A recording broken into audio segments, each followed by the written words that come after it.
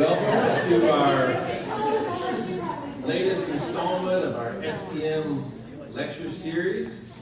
Glad to have you here, and hope that you get used to seeing this coming along the way. Opportunities to hear from scholars who come to visit us, and also let you know about graduate programs at the school where they are.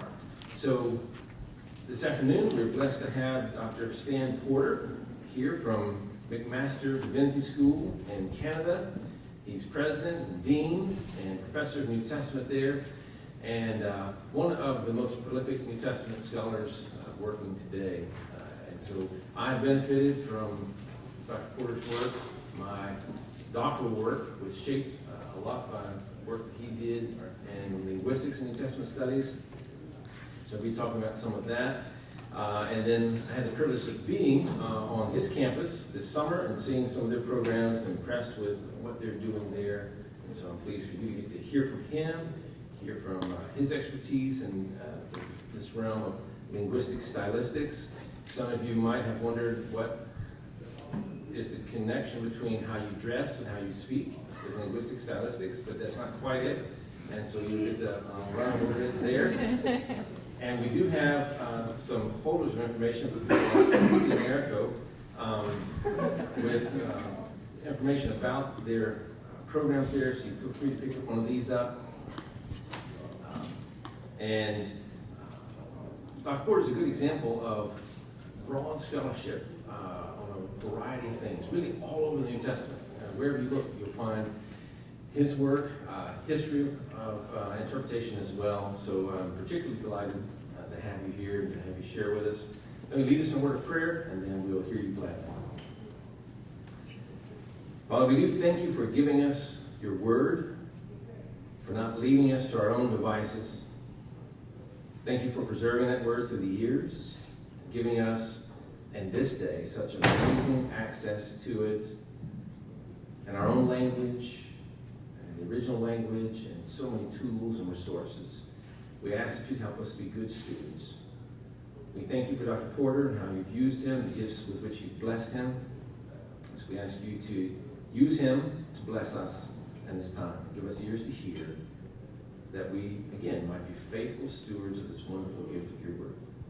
We ask it in Jesus' name. Amen.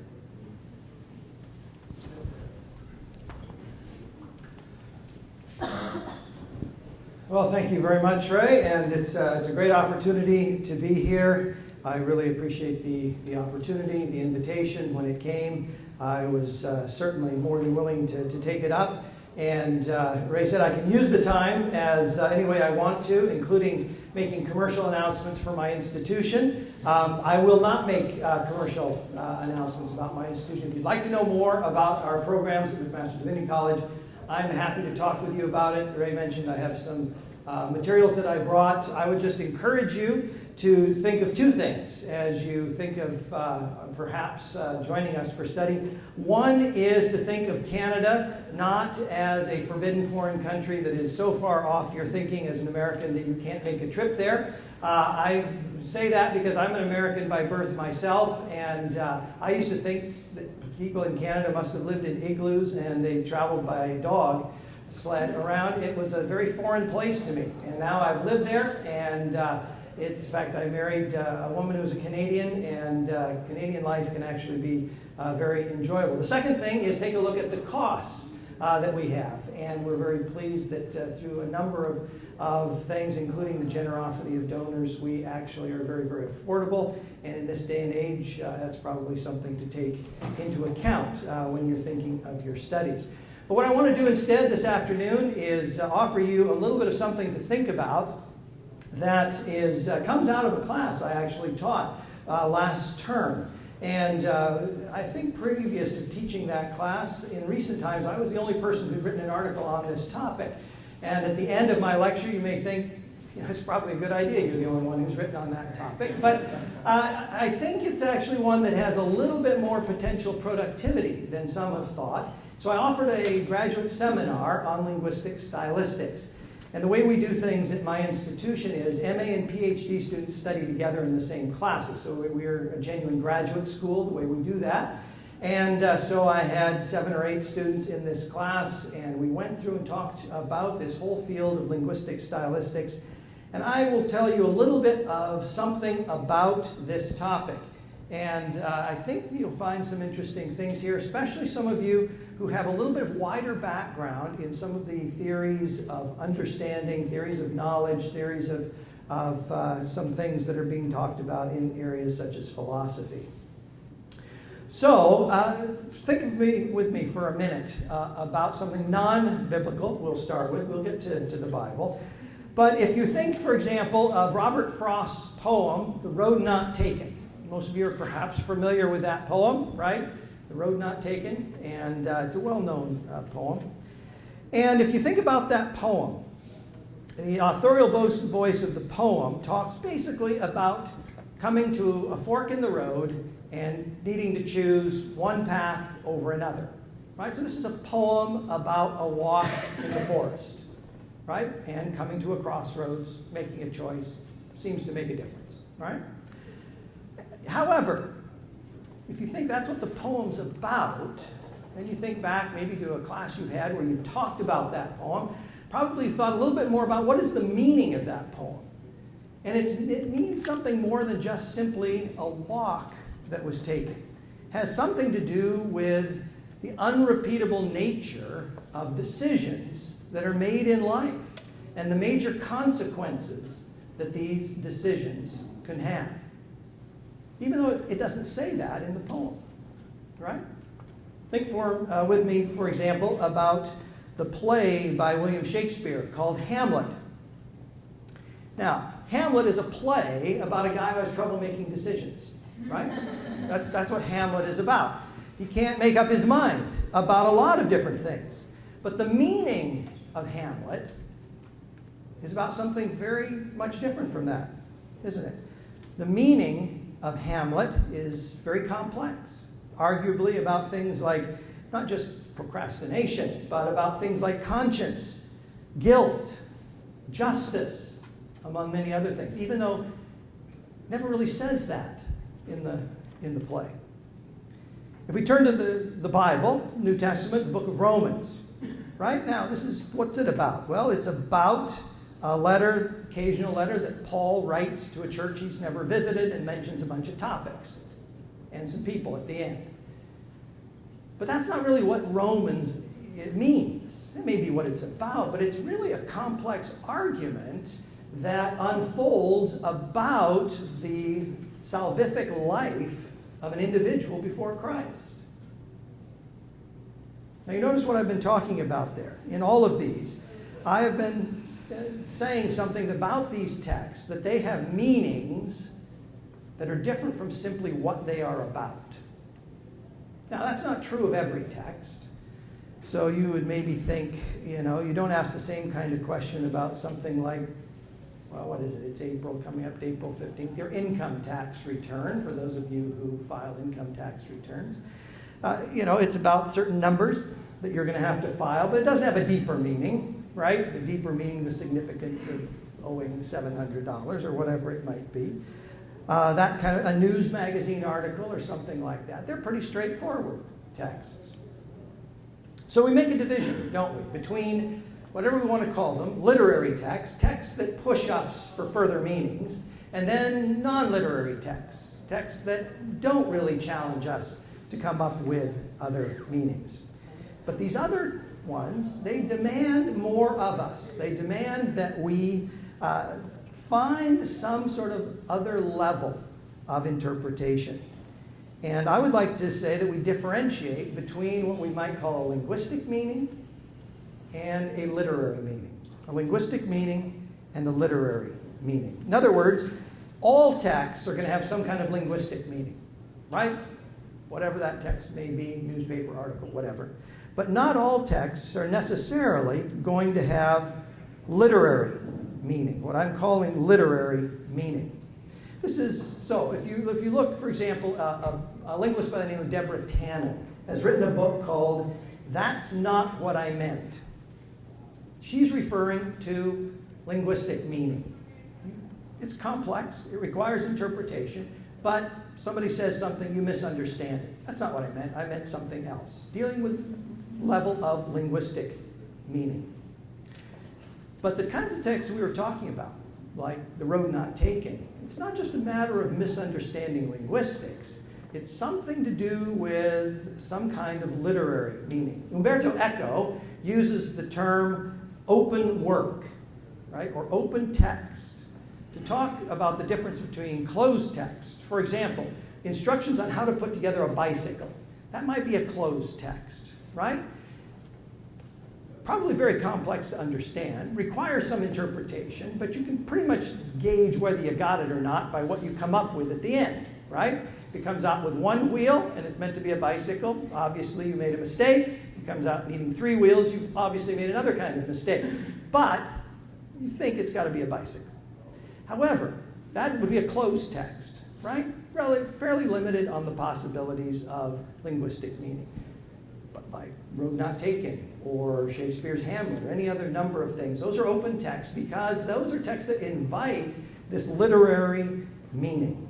So in this paper, what I want to talk about is the notion of meaning in understanding texts. And I want to talk about it in several different stages. I'm going to talk about quickly some theories of meaning, and then I'm going to talk a little bit about how meaning got squeezed out of interpretation in the 20th century, and how there are some possibilities for ways of reintroducing the notion of meaning, especially literary meaning, in interpretation, and then talk to you a little bit about the book of Philemon as an example of a book that we can try to distinguish some linguistic meaning and also then look at some literary meaning connected with that. Now, I'm not sure how much time I want to spend on these various theories of meaning. That some of you, especially those of you who have studied linguistics or if you've studied philosophy, will know there are lots of theories of meaning that are kicked around. The linguist John Lyons, he's laid out 6 well-known theories of meaning, and you will be familiar with most of them. And I will just preface this by saying that most of these theories of meaning are dictated by philosophical concerns. And in fact, many, if not most of them, reflect what was going on in the development of continental philosophy, not basically analytic philosophy from the continent, and developing into something like logical positivism. But you have, for example, a theory of meaning, the referential view, right, where things, where words refer to things, very, very well-known theory. Another theory is the ideational or mentalist or psychological view. A third is the behaviorist view. Somebody like, we'll talk a little bit more about this, a linguist like Leonard Bloomfield would hold to that. The meaning is use theory, so you're familiar with that from the later Wittgenstein, and gets taken over into speech act theory, people like Austin and Searle.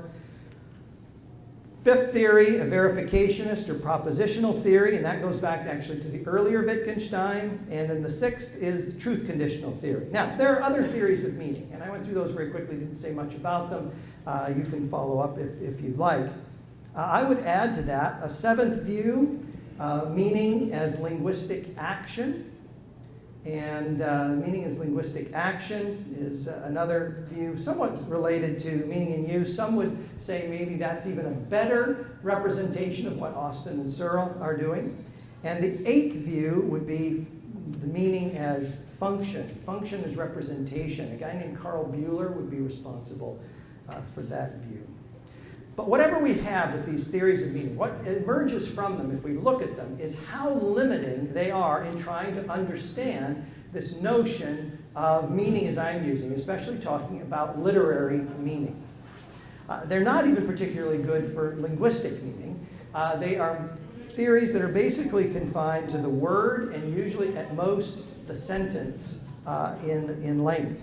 And they're not really sufficient for an examination of this sort of literary meaning that I'm talking about. So we can't look there for theories of meaning. However, as I mentioned to you, these grew up, especially from analytic philosophy, logical positivism, and a number of theories that grew up in that stream of thought. What was the effect that they had? They had a widespread effect on thinking about the notion of meaning, especially in the 20th century.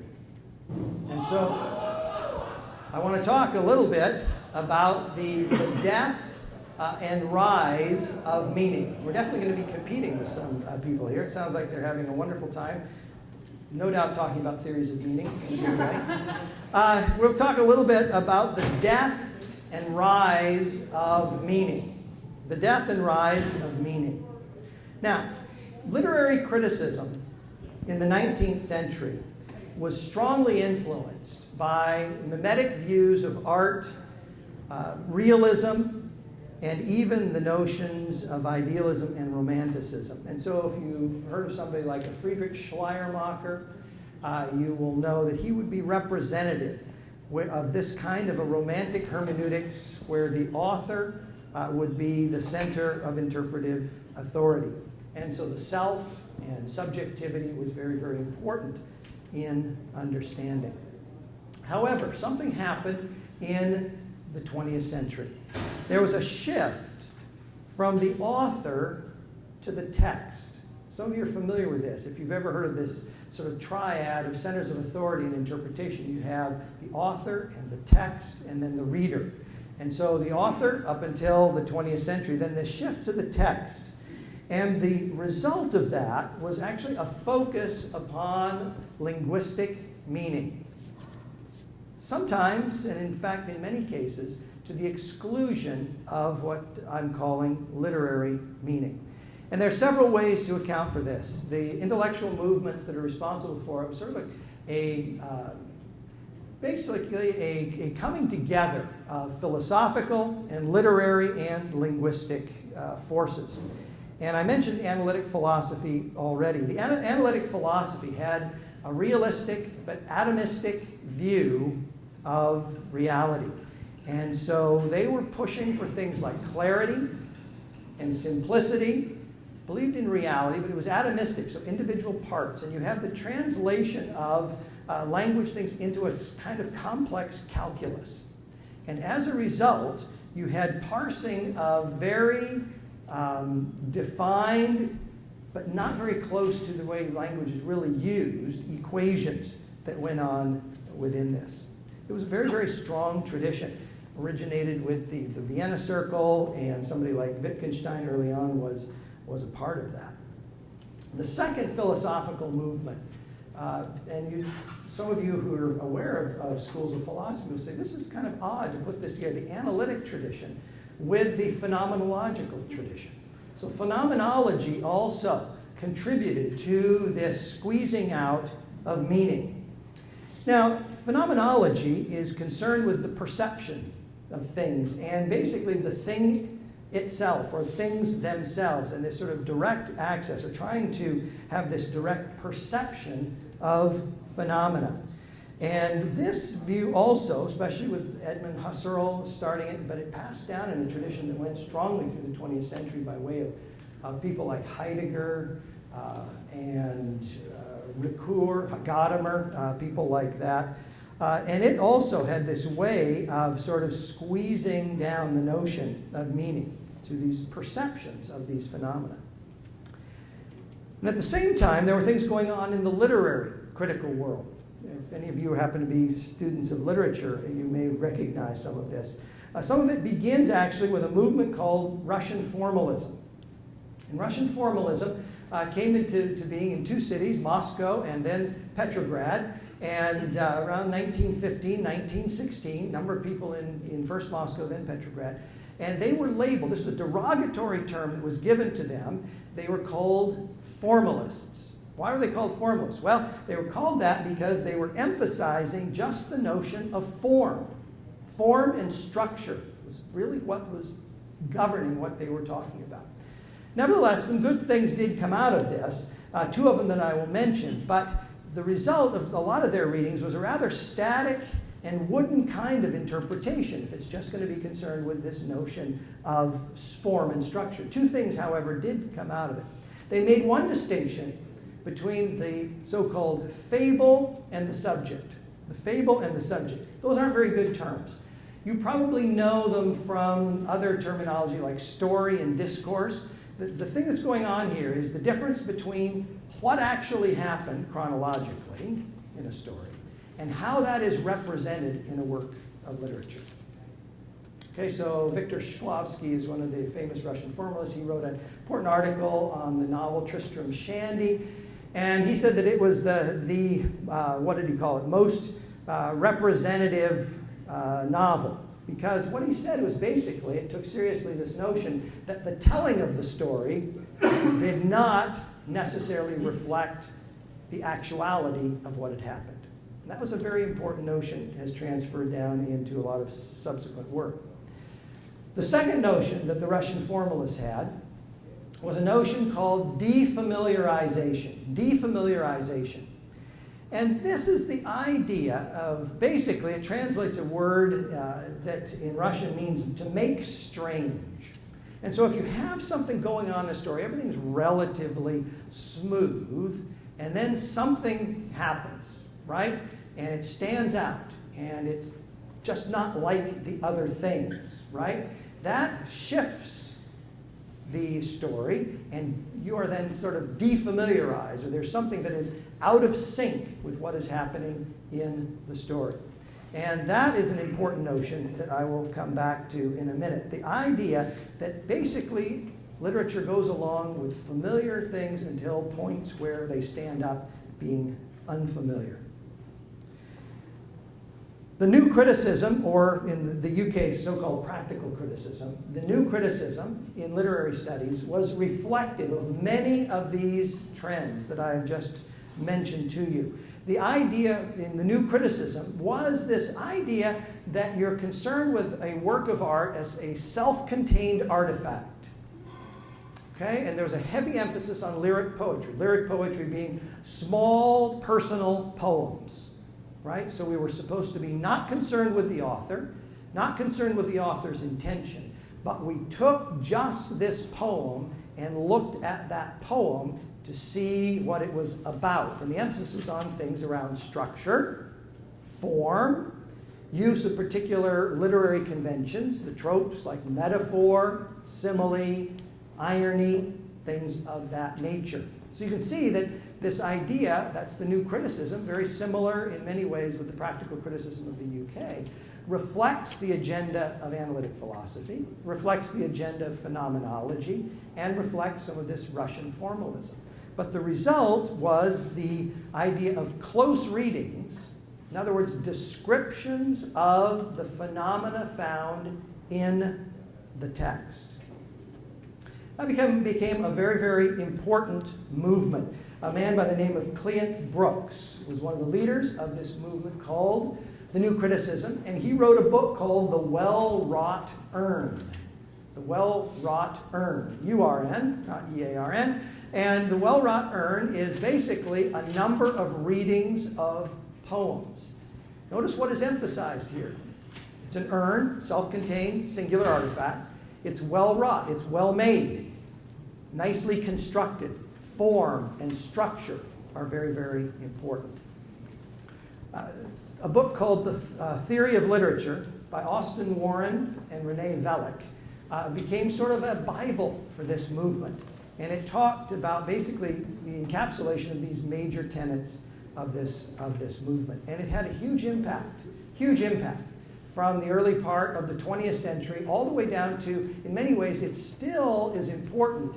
When you hear people talk about offering close readings of texts, they are reflecting the agenda of the new criticism. It had some various other kinds of forms. I won't talk much about them, like the Chicago School, which was a neo-Aristotelian kind of interpretation. If you know anything about Aristotle's Poetics, it's talking about the sort of form of what constitutes a good tragedy, etc. The third strand, we dealt with philosophy, we dealt with literary criticism. The third strand is in the area of linguistics. And I'm going to divide this up a little bit because linguistics actually follows two different tracks. But the track that is part of this kind of movement that I'm talking about is the track that follows in the line that gives way to what is sometimes called American structuralism or American descriptivism. And if we account for the rise of modern linguistics with the view that de Saussure, the publication of his book, Course in General Linguistics, in 1916, then you can trace this line fairly well. You'll know some of the major beliefs of Saussure's thought, right? The idea of the arbitrary nature of the sign, right? So there's no necessary relationship between a sign and what it means. The difference between a language and your use of the language, langue and parole, right? Language and the exemplification of language, German and my use of German, etc. Synchrony over diachrony, synchronic belief over the things as they pass down through history. Language as difference, language as system, a number of things along these lines. Number of linguists under the influence of these guys, they came over to North America and especially studied North American languages. And one of those was a guy named Leonard Bloomfield. And Leonard Bloomfield really was sort of the leader of this movement in North American linguistic structuralism called descriptivism. He took what is sometimes called a behaviorist view of language. He liked to call it a mechanistic view. You've probably seen this, especially if you know anything about the story of Pavlov and his dogs, right? The idea that language use is stimulus and response. Here's the stimulus, you respond in a particular way, and that language use becomes basically this programmed response that takes place between the stimuli and the language that comes about as a result. And the idea was that meaning was not really important to understanding language. What was important was to understand what these stimuli were, and then the responses that came about, and these elements that came about then were broken down into their constituents, and these constituents, these individual elements, were then described, hence descriptivism. Very, very important movement in American linguistics. And it came down, in fact, to a person like Zelig Harris, taught at the University of Pennsylvania. And he wrote an article in 1952. He published it. It was called Discourse Analysis. And for some of you, if you're familiar with discourse analysis, you think, discourse analysis, this is about something that is, exciting and new and different. But the way Harris defined it, it was concerning the distribution of morphemes. Now, if you know what morphemes are, they're these little individual bits of structure in language. He was concerned with how they were distributed. Not about their meanings, but about their distribution. Do these occur more, and do they occur less? And the reason this is somewhat important is because, there were others who worked along those lines, is that the most important student of Zelig Harris was a linguist by the name of Noam Chomsky. And Noam Chomsky has been arguably the single most influential linguist, certainly in North America. And Chomsky himself, despite some of the other theories that he had regarding sort of the language module in the brain, things like that, a universal grammar, he basically took a similar view that was what is called a formalist view. He wanted to analyze the form of language apart from its meaning. It's non-semantic. And so you come up with like a phrase structure grammar. And this is basically a grammar that's concerned with the phrases that make up this sentence. A sentence consists of like a noun phrase and a verb phrase.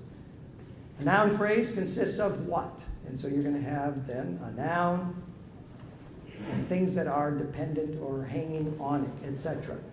And so all the way down to the most influential theory of language, probably in the 20th century, you have this line that basically has been squeezing meaning out. Now, there was a rebellion against Chomsky by some of his own students. Now, it's not an armed rebellion, anything like that, but it was an intellectual rebellion where they said, no, we need to have meaning sort of back incorporated.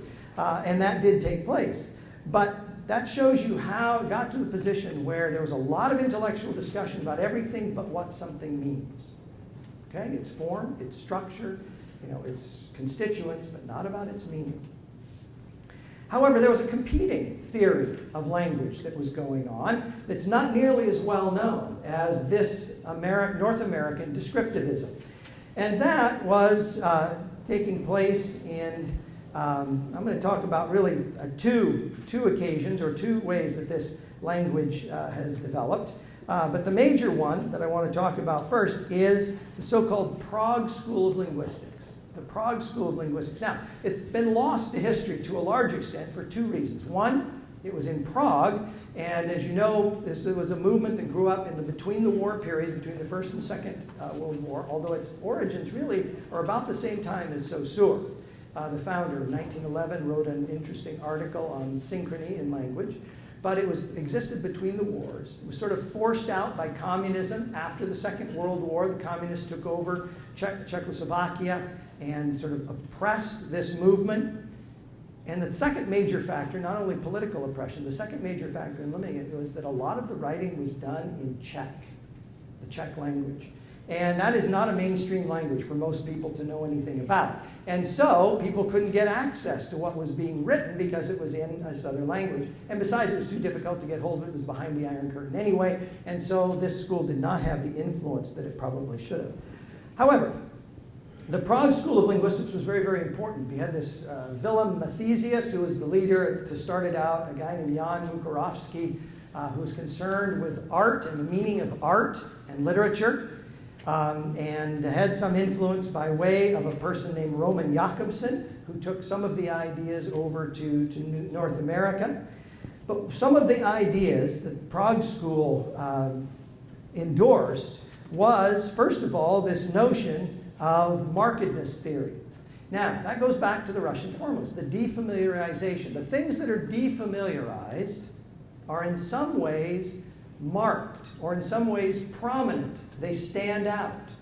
And those are things that our attention is drawn to because in some way the linguistic meaning draws attention to them at a different level of meaning. And that was really one of the major ideas of the Prague School. So they differentiated between what they called automatization, right? Automatization, everything seems rather rote and automatic, right? The familiar, versus the thing that is foregrounded. And they talked about how things are foregrounded in different ways. They also talked about the functions of language. The functions of language. And somebody like Karl Buehler would talk about the functions of language. He had this model he called the Organon model of language, and he used to identify how language functioned. And he identified three functions. One is it's representative. So that's the idea that it stands for something else. Another is that it is expressive, and so there's a certain kind of emotion attached to it in its expression. And it is appellative, and gives labels and names to things. It's an incomplete model, but it had a lot of influence on some other linguists. And one of the ways that it was perpetuated was in the idea that information, when it is conveyed, is not simply conveyed in a theory-neutral way, but information is conveyed through its organization and the way it is basically structured in relation to other bits of information. And so if you look at a sentence, a typical sentence in English would have a subject and a verb. But what if, and an object, right? You go in that order. I like bread, right? Subject, object, subject, verb, object. But what if you change things around, right? Bread, I like. What comes out of that, you can see it in the intonation pattern, but you can also see it in the word order pattern, that the information is presented in a different way. It's the same information, basic information. We're talking about me, we're talking about bread, we're talking about some kind of feeling I have towards it, but it's structured in a different way. And in that sense, its meaning is different from simply, I like bread.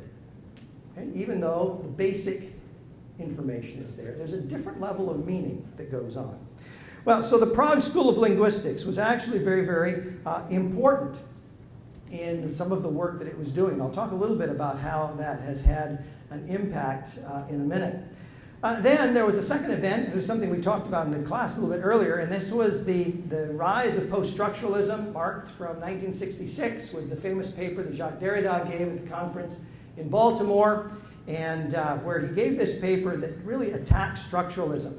And I'm not a post-structuralist in the sense that I buy everything that Derrida said, but he did do some good things with calling into question the nature of structure and he attempted to free up the relationship between the sign and what it signified. This leads to his notion of play and deconstruction, but it did make us realize that a lot of reality is mediated through language, and that we have to pay attention to the language we use, because language can be both the facilitator and the hinderer of communication, right? And I use the example in the class, and I'll use it again. My wife and I have been married, happily married for over 25 years. We still have problems communicating sometimes. I will say something, and I get a strange reaction. And if you've not been married, you maybe don't know this, but then think back to relationships you have had, and sometimes when they've gone bad, maybe you should think about this. You've said something, and you probe it, and you find out that person understood a completely different thing from what you were saying, right? And that is no, we can't see you, don't worry. You can sneak in, nobody's looking. You need to negotiate meanings between the two, because you realize that no matter how clear you may have thought you were, something wasn't being communicated. And you need to negotiate those meanings, and you do it through language. So the post-structuralists helped us to understand that there was more play in language than we maybe realized. It wasn't a positivist communication like the analytic philosophers thought we could reduce everything down to a simple algorithmic calculus that defines what meaning is. And so this is very, very important, I think, in freeing us up in terms of understanding the nature of meaning. And that has continued in the rise of various kinds of ideological criticisms that make us much more attentive to the notion of how ideas are at play when we are engaged in what we're doing. It's not an added extra, but it's a part of what we are doing. And so that leads us, and some of you are thinking, finally, to linguistic stylistics and meaning. What is linguistic stylistics, and how does this relate to this discussion that we have been having? So you notice what I've tried to talk about is how a lot of the traditional views of meaning, they just won't get us there because they're too limited. But then we have this fall of meaning, but there's a little bit of a rise coming out of at least some linguists, especially those connected with the Prague school, and even encouraged by what happened in post-structuralism, to think that it's not just about description. It is about genuine conveyance of information. There really are meanings at play, and we need to be aware of them. Okay? So it's into that context that we can talk a little bit about what linguistic stylistics is. It's a movement that arose in the 1960s and 70s, called by various things, just simply sometimes stylistics, other times literary stylistics. I like the term linguistic stylistics because I think that combines the notion of kind of a literary sense with a linguistic sense, and I want to keep both of them at play. And it has its origins, as you can imagine, to some extent with this Russian formalist notion of defamiliarization, and it was developed more within the Prague circle, and then it came more full force into effect. Basically, a linguist by the name of Michael Halliday in 1962, he wrote an essay called Linguistic Study of Literary Texts, and he talks about linguistic stylistics to describe this stylistics that uses linguistics in the analysis of literary texts. And Ruqayya Hassan, H-A-S-A-N, another linguist, she has provided what I think is probably the most convincing model of linguistic stylistics. And she likes to call it social semiotic stylistics, or even systemic socio-semantic stylistics, sometimes referred to as SSS. I don't think anybody uses SSSS, but you get the idea. There's a lot of S's there. It has to do with socio-semiotic things. So in other words, sign systems that function within social contexts. And that's really what linguistic stylistics is about. However, it had some preliminary discussions that I think were important. Now, remember I mentioned Roman Jakobson. He was actually a member of that original Moscow circle, and then he went down to Prague. He had to flee Prague when Hitler came into power. He fled to the United States. He taught at Harvard and MIT for a number of years. He was a polymath, very, very fascinating individual. But he worked out, and he displayed this in a paper he gave in 1960 called Linguistics and Poetics. he described basically this model of communication. He talked in terms of these 6 constituents, right? 6 elements. So you have an addresser, an addressee, you have a context, you have a message, you have contact between the two, and you have the code that is used, okay? And so that's the way he represents it. It's not a real sophisticated model, but you can see how it connects these things together. And it tries to problematize it in the sense that it's not simply about, direct pouring of information from addresser to addressee. But there are a lot of things in between that you have to take into account. He corresponded those, however, with 6. No, that's not right. There you go. With 6 corresponding functions. 6 corresponding functions. And that is, you have 6 corresponding functions. The emotive to the conative, corresponding to the addresser to the addressee. You have the referential, that is corresponding in some way to the context. We're doing this within a particular context. You have the poetic, concerned with the message. You have the contact that takes place between the two, sometimes referred to as phatic, sort of empty. It's a term that goes back to a social anthropologist by the name of Bronislaw Malinowski, who described what he called phatic communion, which basically means a lot of the things that we talk about have no value whatsoever, right? And you know what those are. You're walking, someplace on campus, you pass a friend and say, "Hey, how are you?" Great. That is not a genuine question about how you're doing, and nor is that a genuine answer about how you are doing, right? It's a way of maintaining communication between two people. That's what it does. It's an empty communication. It just is communion between the two, but it's empty, right? Next time, if you want to test this hypothesis, go along and say, somebody says, "Hey, how are you?" You say, "Wait, let me tell you how I am. Life has been just awful. I've got this paper due," and watch the person get really uncomfortable because they're really trying to get somewhere else. They were just trying to maintain that sort of communion with you. They were not trying to engage in such a discussion, right? So that's the phatic, that's that contact element. And then the metalingual is sort of the code, the whole overall system in which all of this takes place. So Jakobson worked this out, and this was really an important first stage in this whole thing. Later, Halliday, 64, Halliday and then Hassan both published some works that furthered the discussion of this notion of linguistic stylistics. And then later, some more work was done. Halliday did a very famous article taking the novel by William Golding called The Inheritors, and he analyzes the language that is used, and he tries to describe the language of the Neanderthal Locke in that work, and he presented that and it was published in a volume called Literary Style, a Symposium. And then Hassan eventually published a book in 1985 called Language and Verbal Art. Language and Verbal Art. And that is really the fullest expression of how language works in linguistic stylistic model. And let me just give a sort of a brief summary of that. And I have no idea what my assistant did with my PowerPoint things there. Hey, that's good. That's one of them. That's the one I want. Verbal art and language. This is Hassan's way of articulating language as verbal art. Now, she looks at a nursery rhyme, she looks at a short story, and she looks at a poem. And so this is able to be used across these different types of literature. And she wants to make the distinction between what something is about, right? And that's what I've been calling linguistic meaning. But then what the thing is about in a more abstract sense, what I've been calling literary meaning. She doesn't call it that. She still uses the term is about.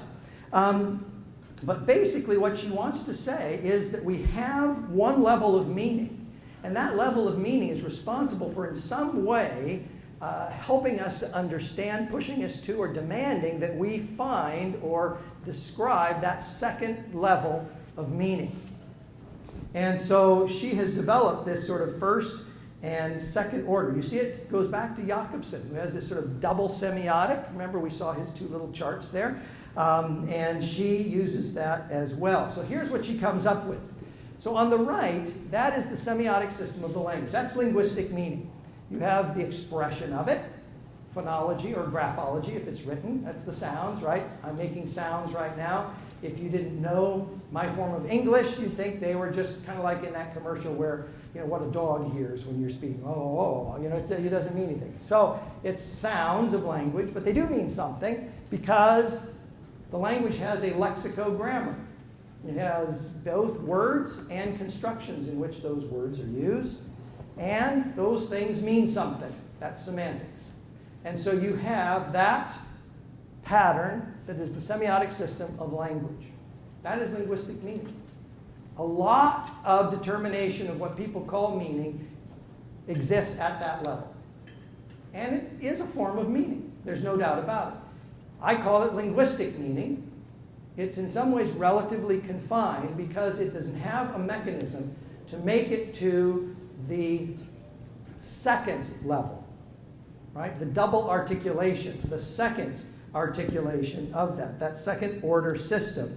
And that is what Hassan has done and what she has developed. And that is, the second is that there is some relationship between what's going on in the language, in the verbalization then, in the verbal art, in the work of art, right? That's the language of that literary text.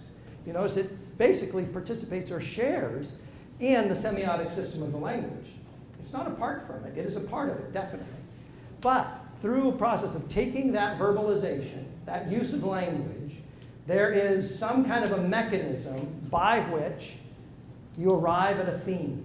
Now, symbolic articulation is what she calls it, and that's the semiotic system of verbal art. The verbalization through the symbolic articulation ends up in a theme.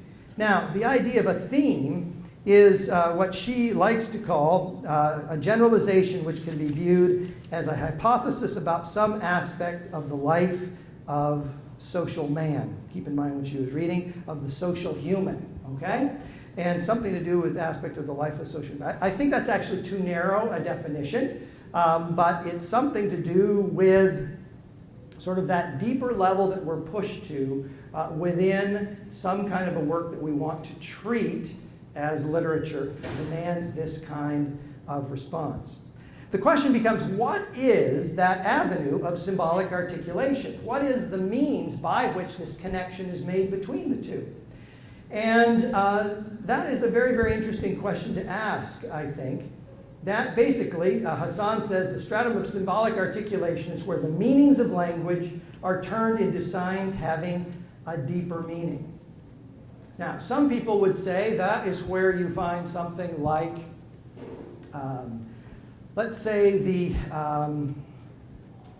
textual metafunction would be equated with something to do with plot, or the interpersonal metafunction would have something to do with point of view, perhaps the ideational something to do with character, something along those lines. But one thing is clear, and that is that the kinds of things that go into providing the data for the symbolic articulation are those elements that are foregrounded, right? This goes back again to the Russian formalists, but then to the Prague school, this notion of something being defamiliarized or being marked or being foregrounded, the things that stand out in some way as not familiar, not automatic, are the things that go into making up what this theme is.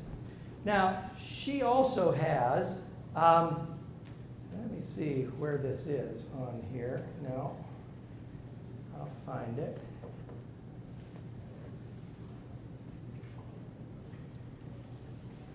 There. This model helps us to sort of graph some of this. It's not as complex as it needs to be, but you can see that what you have is a text. Now, the text in some way is still central according to this graphic display, but what you have is you have an ideological and language world where you have sociocultural frames, you have semiotic systems, that's the system of language, right? That the writer uses, produces a text. That text then is read by the reader who is within one's own semiotic system, sociocultural frames. They're in some ways mirrors of each other. And the closer they are to a mirror of each other, probably the more of a guarantee you have of genuine understanding going on. But if they're out of sync in any way, you have more potential for slippage between the two. One thing that Hassan doesn't deal with, however, with this model, as you can maybe imagine dealing with a literary text, is the question of the context of, basically, the context of a literary work. And so you might have a context for the construction of a work, you might have the context for the reception of the work, but what about the context of the work itself? And so there's, in some ways, probably some type of an internal context that needs to be taken into account, and that would be the context that the text itself sort of creates. All right, with that in mind, let's turn to Philemon. Let's see if we can get there. All right, the example of the book of Philemon. Now, Philemon is a short book, right? And that's part of the reason why I chose it, because I think it's full of plenty of information that can give us a challenge for looking at the difference between linguistic meaning and literary meaning. And if you're interested in following up some of these things, books that will be of help to you, I think, will be such works as Norman Peterson's book, Rediscovering Paul. And that was a book published in 1985. It's called Philemon, and the subtitle is Philemon and the Sociology of Paul's Narrative World. Very, very good book. A book by Matthew Brooke O'Donnell. He did a book called Corpus Linguistics in the Greek New Testament. It has about a 45, 50-page section in that book on the book of Philemon. And I'm going to rely on some of his data, a lot of his data, in what I'm going to talk about in a second. And then finally, a chapter in the book called Corresponding Sense by Brooke Pearson that talks about some of the interpretive issues that are connected with the book Philemon. Most of us are going to think Philemon's about a story of a runaway slave. Well, what Pearson calls into question, and O'Donnell follows in this, is that actually the book of Philemon may well not even be about a runaway slave. And that may be problematic, and that has something to do with skewing our interpretation.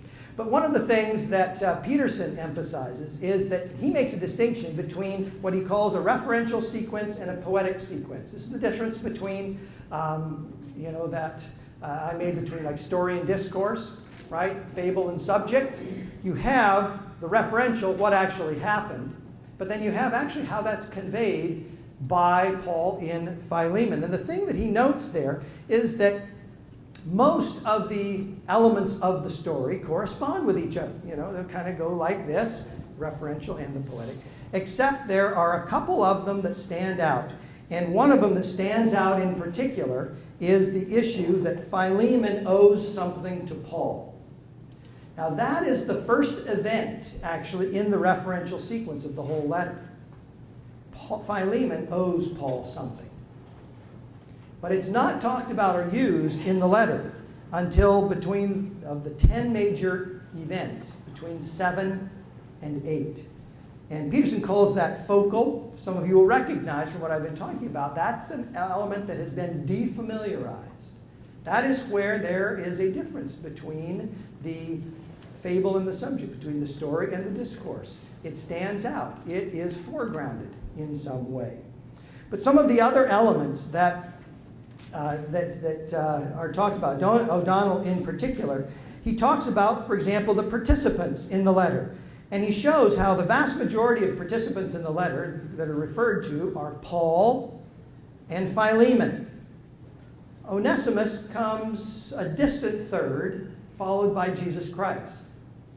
And that's kind of interesting. And if you differentiate between primary clauses and secondary clauses, the primary clause would be the equivalent of a ranking clause or an independent clause versus a subordinate clause. Paul and Philemon again are predominant in those primary clauses. It's very important to notice that and notice how the other ones appear in much lesser frequency. And if you look at where the participants occur within the clauses, which clausal component they appear in, one of the keys is to notice that Paul appears, basically, according to O'Donnell's analysis, mostly in the subject, but also in the predicator, primarily. Philemon appears mostly in the complement, Jesus Christ appears in the adjunct. So Paul is in the agent or doer and the doing. Philemon is in the receiver or done to. And Jesus Christ is in the adjunct, the how, what, why, probably instrumental in some way. O'Donnell also talks about depth and weight of reference, which means it's a way of calculating how significant, whether the reference to Jesus Christ is by full or a pronominal or an implied form. And he weighs those. And again, Paul and Philemon are definitely the most weighted. Onesimus, Jesus Christ then appear after that. And then O'Donnell divides the letter, Philemon, into 5 parts. 5 parts that don't necessarily follow epistolary form, but 5 kind of individual parts. And then what he does is he looks at what words are used, the semantic domains that are used within them, and the participants, and draws some conclusions. So paragraph 1, which is Philemon 1 to 3, talks about some people of eminence.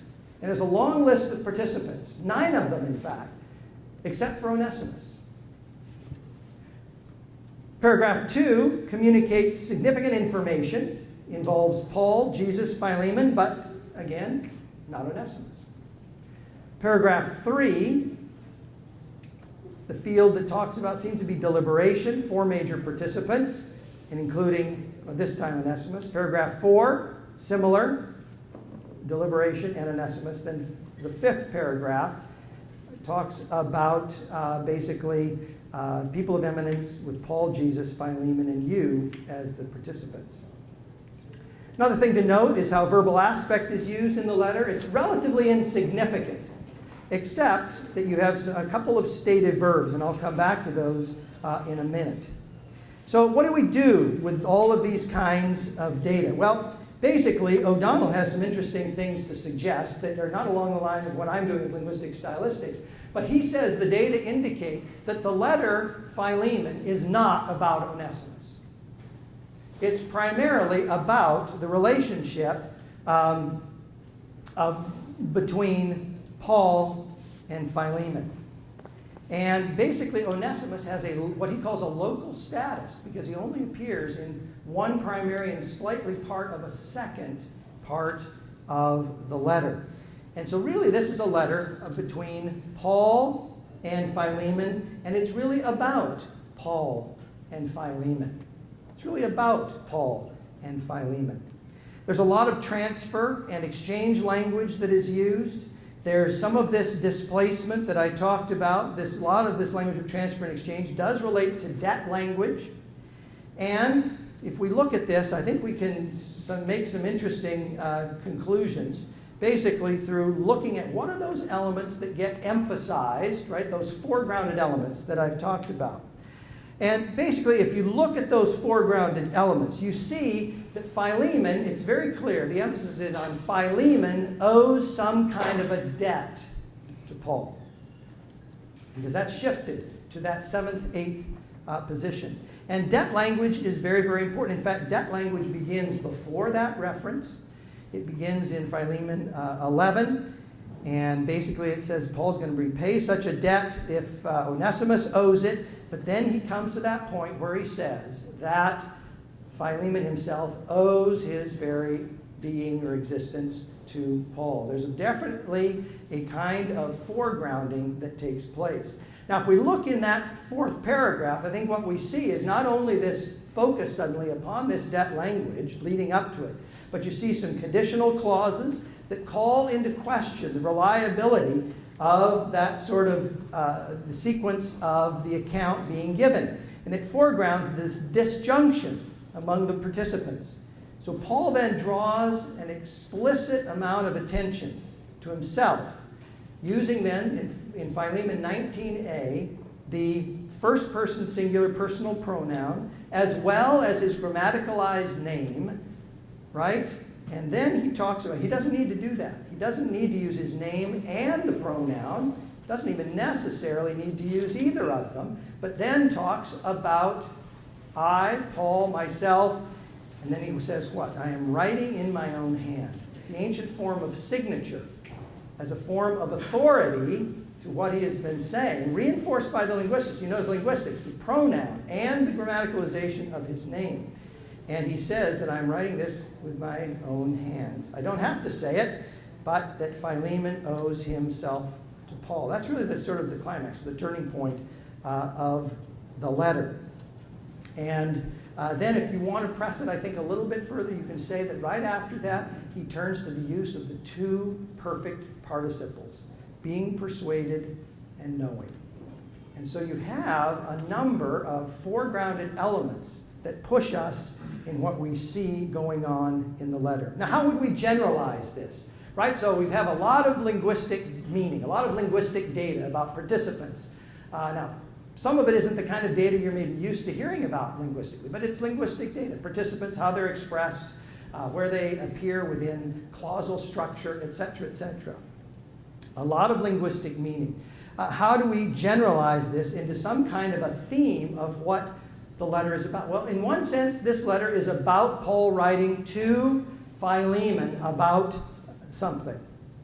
But more than that, I think, if we look at this, we say that there is some kind of generalized thing about human indebtedness that obligates the Christ follower to recognize and forgive others as he or she is forgiven by Christ. And I draw that especially out of those verses around 17, 18, and 19. Now, it doesn't necessarily use any of the language that is used really within the letter of Philemon, but I think it's a pretty good estimation of the literary meaning of that text. So, in conclusion, there's an essay that appeared in 1951, a guy named Harold Whitehall. He made the pronouncement that, quote, "No criticism can go beyond its linguistics." Now, I think that's an accurate statement. There's been a lot of criticism that has not gone beyond its linguistics, primarily because it does not have a linguistic apparatus that allows one to go beyond. It remains at the level of description, or at the level of just accumulation of data, or at that what I've called linguistic meaning level. It's theoretically limited. However, I think that there is a possibility with further development of this notion of linguistic stylistics, or SSS, to use Hassan's terminology, that it can be designed to provide a means by which literary criticism is able not to go beyond its linguistics, not in the sense that it departs from linguistics or it leaves linguistics behind, but it goes beyond it in a sense in which the literary meaning of the text can be seen to be grounded upon or reflective of, or, to use the language that I've used before, a double articulation, a double semiotic system, this double articulation of the linguistic. And in that sense, literary meaning is not something other than linguistic meaning, but linguistic meaning provides the basis for legitimate literary meaning. Thank you very much for your attention. I appreciate it. Thank you.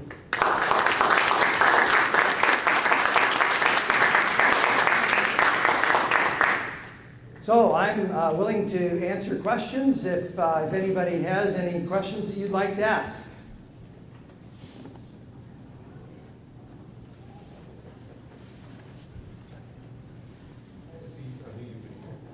Yeah. It was wonderful. Thank you so much. I'm just curious, as a academic, confessional Christian, this world is at one level. If you're an 18 to 22-year-old thinking of future studies, it's a wild world to enter into. And how have you navigated, or have you found a certain person in church history helpful, or certain insights from Scripture, just kind of keeping your head as you navigate the world of meaning, words, signs, things? Have you found certain in historical theology, or in Scripture, the person that kind of helps you in the synthetic integrated side? Once you dive into the literature, that you come out the other side coherently thinking like a Christian about very difficult things. I'm just curious who are your heroes, particularly theologically as you kind of integrate whole this together? Yeah, that's an interesting question. I would say that one of the things, a couple of things, is I am an acknowledged believer in recognition of presuppositions. I'm a presuppositionalist in the sense that I recognize everybody has presuppositions, and I really don't believe in this notion that we can formulate kinds of things without presuppositions. We're going to have presuppositions.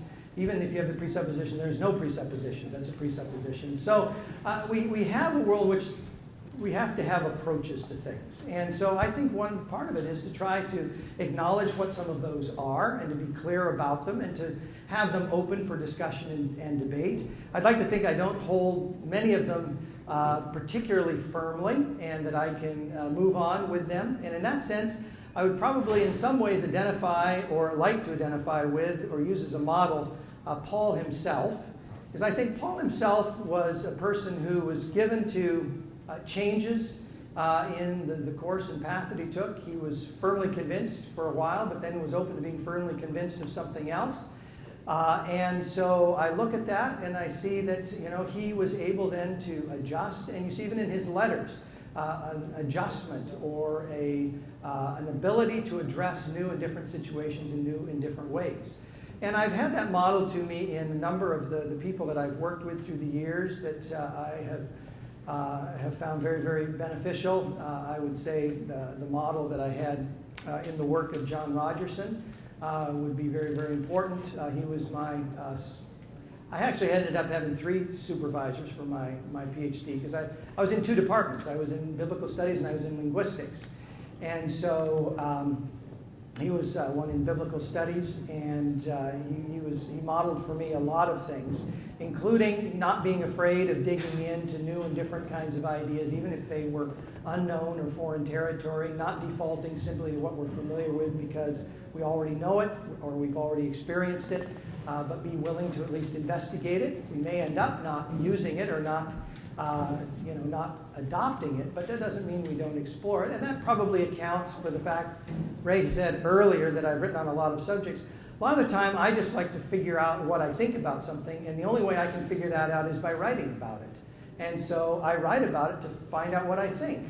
And so some things I'll write about and then pursue further because I think there's more to be said. Others, I think that's probably enough that I need to do, and so I can go on to something else. And go along those lines. So I think I'd probably think along that way. So, something comes along like, the post-structuralist turn, and a lot of people, are very anathema to that kind of a movement. And there are many things about it I simply do not accept. But I think there's some things that we have learned from that and that were good correctives to some of the other things that were going on. And so I don't think we have to adopt everything. We can adopt what I think is the beneficial part that we can learn from to help us do our work better. And I like to think that we can always do better with the kind of work that we're doing, that we shouldn't fear doing better work. Thank you. Yeah, you bet. Anything else?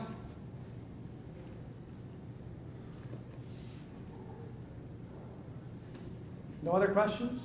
I answered every question you have about Philemon. Or about the history of Western thought from the 20th century. I'm flattered, but I know that you're lying to me if that's what you're saying.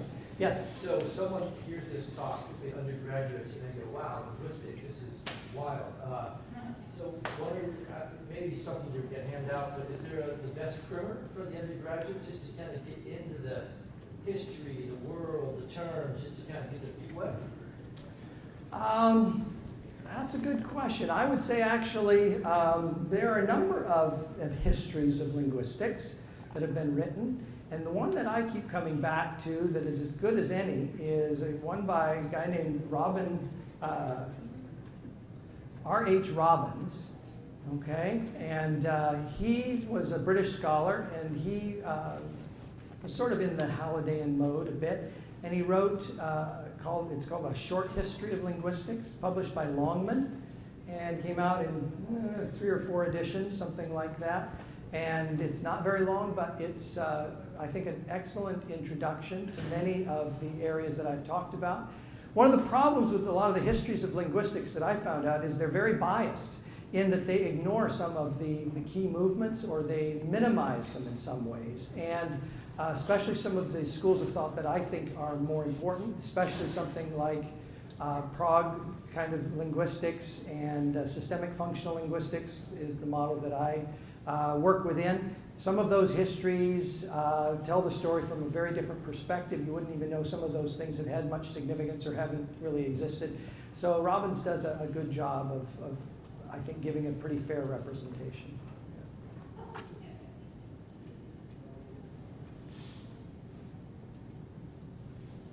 Okay, well, thank you very much. Appreciate it. Thanks for the opportunity.